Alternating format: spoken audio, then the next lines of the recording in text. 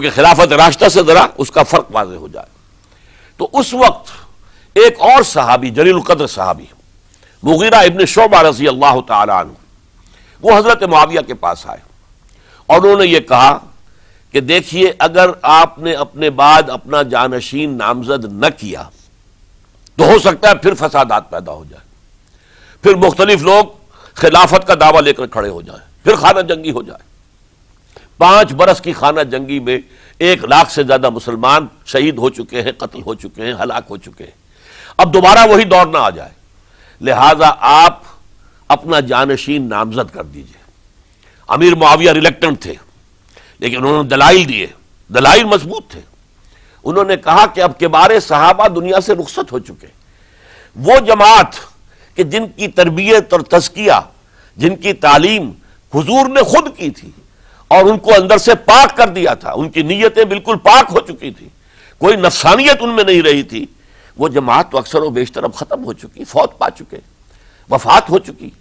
لہذا اب جو ہے اکثر و بیشتر نو مسلم ہیں جو بعد کے فتوحات کے ذریعے سے اسلام لائے ہیں، لہذا ان کے اندر نہ وہ پختگی ہے، نہ ان کے اندر وہ تقوی ہے، نہ تدین ہے، نہ اصول پرستی ہے۔ اسلام کی پوری تعلیمات جو ہیں وہ ان کے وجود کے اندر، ان کے شعور کے اندر گہری اتری ہوئی نہیں ہے۔ لہذا اب صورتحال وہ نہیں رہ سکے گی جو حضرت ابو بکر یا حضرت عمر یا حضرت عثمان یا حضرت علی کے زمانے میں تھی، لہذا آپ نامزد کیجئے۔ یہ بھی بتا دوں کہ مغیرہ ابن شعبہ کون تھے رضی اللہ تعالیٰ عنہ۔ نمبر 1 یہ ہے کہ یہ اصحاب شجرہ میں شامل ہیں، جن 1400 یا 1800 افراد نے حضور سے بیعت کی تھی صلح حدیبیہ سے متصلاً قبل، اس درخت کے نیچے بیٹھ کر، جس کے بارے میں سورہ فتح میں فرمایا گیا کہ لقد رضی اللہ عن المؤمنین اذ یبایعونک تحت الشجرہ، اللہ ان تمام اہل ایمان سے راضی ہو گیا جو ہے نبی صلی اللہ علیہ وسلم آپ کے دست مبارک پر بیعت کر رہے تھے اس درخت کے نیچے، ان میں سے موجود، ان میں یہ مغیرہ ابن شعبہ ہے۔ پھر مغیرہ ابن شعبہ وہ ہے کہ حضرت علی اور امیر معاویہ ان کے درمیان جو خانہ جنگی ہوئی اس میں ہمیشہ حضرت علی کے ساتھ رہے، حضرت علی کے ہی وہ سپورٹر تھے، ان کے ساتھ تھے۔ اس پہلو سے اچھی طرح سمجھ لیجئے کہ یہ نہیں ہے کہ وہ در حقیقت کوئی پہلے سے وہ امیر معاویہ کے ساتھی تھے، نہیں، لیکن اب جو صورتحال وہ دیکھ رہے تھے، جہاں دیدہ انسان تھے، بہت بڑے سیاستدان تھے، جانتے تھے حالات کو، حالات کے نبض پر ان کا ہاتھ تھا، لہذا انہوں نے یہ مشورہ دیا اور پھر امیر معاویہ نے اس مشورے کو قبول کر لیا اور یزید کی ولی عہدی کا اعلان کر دیا۔ یہ بالکل مڈل ہے حضرت امیر معاویہ کے دور خلافت کا درمیان، یہ 10 سال جب ہو گئے تھے حضرت امیر معاویہ کی خلافت کو یا حکومت کو، تب یہ معاملہ پیش آیا اور یزید کے ہاتھ پر یہ بیعت ولی عہدی تمام جو بھی مختلف گورنرز تھے ان کے ذریعے سے کہہ دیا گیا اپنے اپنے علاقے کے لوگوں سے بیعت لے لو۔ یہ بیعت عام طور پر لوگوں نے کر لی، البتہ 5 شخصیتیں جو بہت نمایاں تھیں انہوں نے اس بیعت سے انکار کیا۔ ان میں کون تھے ذرا نوٹ کیجئے۔ حضرت ابو بکر فوت ہو چکے، ان کے بیٹے عبد الرحمن ابن ابی بکر۔ حضرت عمر فوت ہو چکے، ان کے بیٹے عبداللہ ابن عمر۔ حضرت زبیر فوت ہو چکے، ان کے بیٹے عبداللہ ابن زبیر۔ حضرت عباس فوت ہو چکے، ان کے بیٹے عبداللہ ابن عباس۔ حضرت علی شہید ہو چکے، ان کے بیٹے حسین ابن علی رضی اللہ تعالی عنہم اجمعین۔ یہ 5 جو امت کے بہت بڑے 5 افراد کے گویا کے وہ چشم و چراغ تھے ان گھرانوں کے، انہوں نے انکار کیا۔ اور ان میں خاص طور پر عبد الرحمن ابن ابی بکر نے یہ جملہ کہا کہ تم چاہتے ہو کہ قیصر و کسریٰ کی سنت پر عمل کرو کہ باپ کے بعد بیٹا حاکم بن جائے، یعنی ایک قدم تو خلافت کا نظام پہلے ہی نیچے اتر چکا۔ مشاورت سے تو حضرت امیر معاویہ کا بھی جو نسب ہوا ہے وہ مشاورت سے نہیں ہوا۔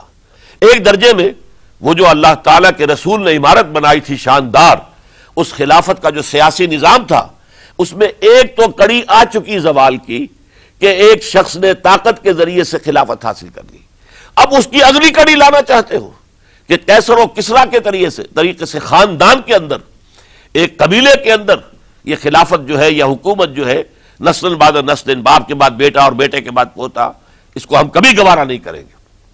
حضرت امیر معاویہ بہت دانشمند انسان تھے، انہوں نے ان 5 حضرات پر کوئی تشدد نہیں کیا، کوئی جبر نہیں کیا، بلکہ رہنے دیا، ٹھیک ہے یہ بیعت نہیں کر رہے، ابھی تو بیعت ولی عہدی ہے، کوئی حرج نہیں۔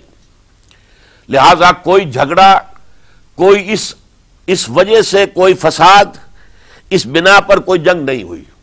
10 سال گزر گئے، یعنی 10 سال تک یزید ولی عہد رہا ہے، 10 سال تک، اور اس سوائے ان 5 بڑی شخصیتوں کے جو پوری امت تھی، عوام الناس تھے، ان سب نے اسے قبول کیا۔ یہ صورتحال اب جب پیدا ہوئی جب حضرت امیر معاویہ کا انتقال ہو گیا، یہ سن 60 ہجری ہے، اب سوال پیدا ہوا کہ وہ ولی عہدی کی بیعت اب بیعت خلافت میں منتقل ہو جائے گی۔ لہذا پھر یہ ہوا کہ سب لوگوں سے، سب گورنروں کو لکھ دیا گیا تمام صوبوں کے اندر کہ اپنے اپنے لوگوں سے بیعت لے لو۔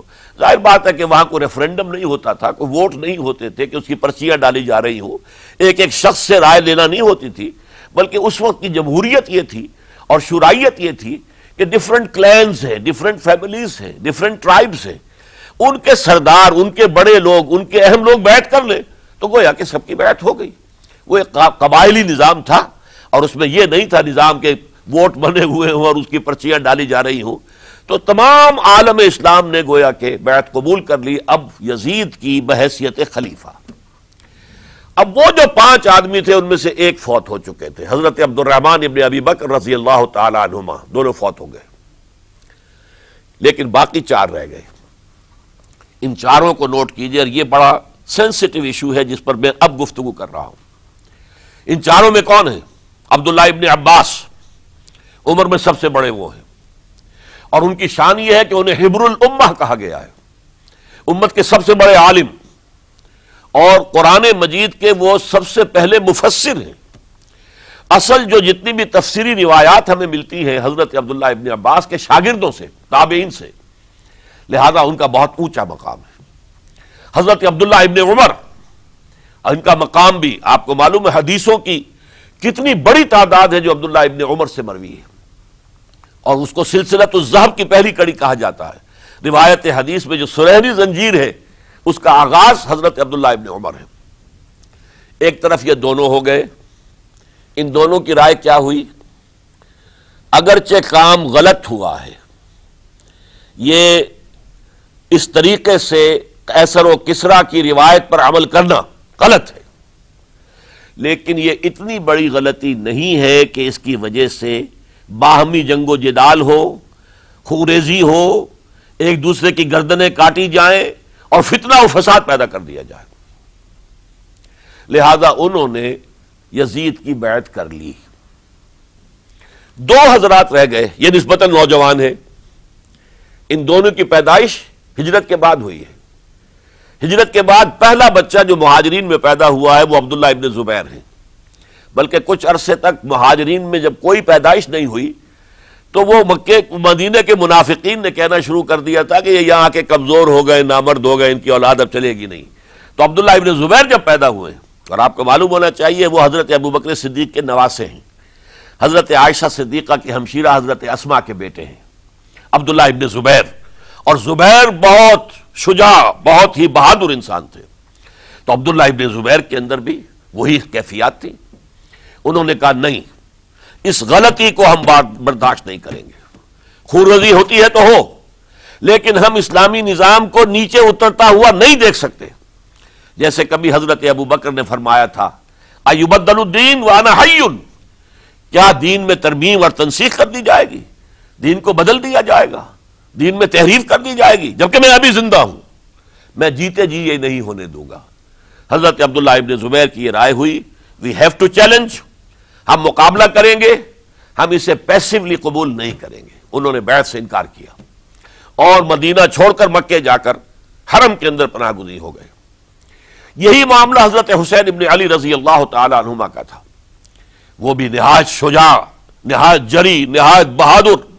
انہوں نے بھی کہا کہ یہ غلط قیصر و کسریٰ کی روایت جو شروع ہو رہی ہے اسے ہم نے ریزسٹ کرنا ہے اور اسے ہم آگے نہیں چلنے دیں گے۔ ان پر بھی جب دباؤ ڈالا گیا کہ بیعت کرو تو وہ کچھ وقت مانگ کر، کہ دیکھیے میں ایسا شخص نہیں ہوں کہ تنہائی میں علیحدہ کمرے میں بیٹھ کر بیعت کروں، جب عمومی بیعت لوگے تم سب سے تو میں بھی آ جاؤں گا، اس وقت لوگ فیصلہ کریں گے۔ تو بس اس وجہ سے پھر وہ گورنر جو تھا اس وقت مدینے کا، اس سے اجازت لے کر آ گئے اور راتوں رات وہاں سے نکل کر وہ بھی مکے پہنچ